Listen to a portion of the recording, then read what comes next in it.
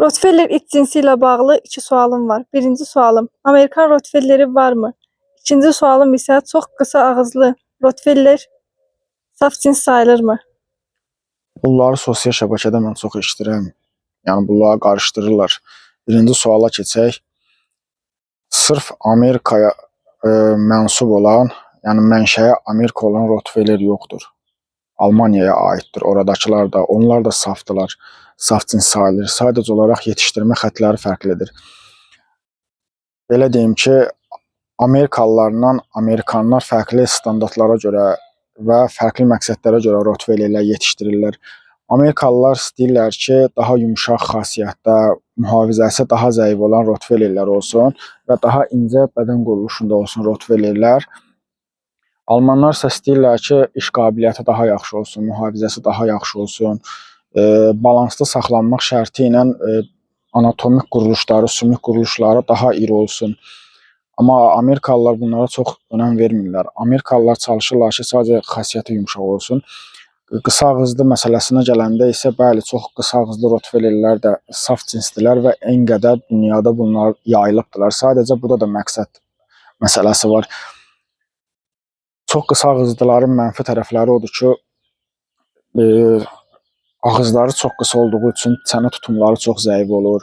Rahat nəfəs ala bilmirlər. Rottweiler ağıllı cinsdir. Baxır ki, rahat nəfəs ala bilmir, iş qabiliyyətini başlayır aşağı salmağa.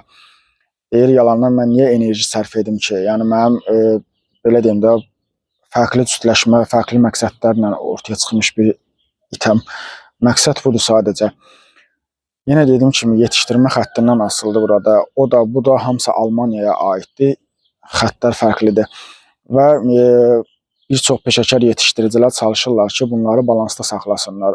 Yəni itin belə deyək də xarakterinə və anatomik quruluşuna ziyan vermədən çalışırlar ki, həm iri sümüklü, iri başlı Rottweilerləri yaxşı iş qabiliyyəti olan Rottweilerlərlə cütləşdirsinlər. Nəticədə həm itin iş qabiliyyəti itmiş olmur, həm də ki anatomik quruluşları daha görkəmli olur. Əlbəttə, çox iri olmaq da bir şey deyil. Burada balans pozulur. Məqsəd odur ki, mövzumuzun məqsədi, səbəbi odur ki, bəli, Amerika yetişdirmə xətti var. Sırf Amerikaya məxsus mənşəyi Amerika olan Rottweiler yoxdur. O da safdır, Almaniyaya aiddir. Nə vaxt Almaniyadan aparılıb, balaların içərisindən ən yumşaq xasiyyətli, incə quruluşlu olanlar seçilib və Almaniyada qanunlar çox ciddidir. Almaniyada ümumi bədənin ölçülərinə, nisbətlərinə çox ciddi yanaşırlar ki, misal üçün burnun ucundan belə deyək ki, alına qədər olan ölçü nə qədər olmalıdır, onlara belə fikir verirlər. Amma Amerikada o qədər ciddi bir şey yoxdur. Almaniyada misal üçün iş qabiliyyətlərini yoxlayırlar ki, Rottweilerin iş qabiliyyətini yoxlanması orada mütləqdir. Məncə başqa heç bir şey qalmadı.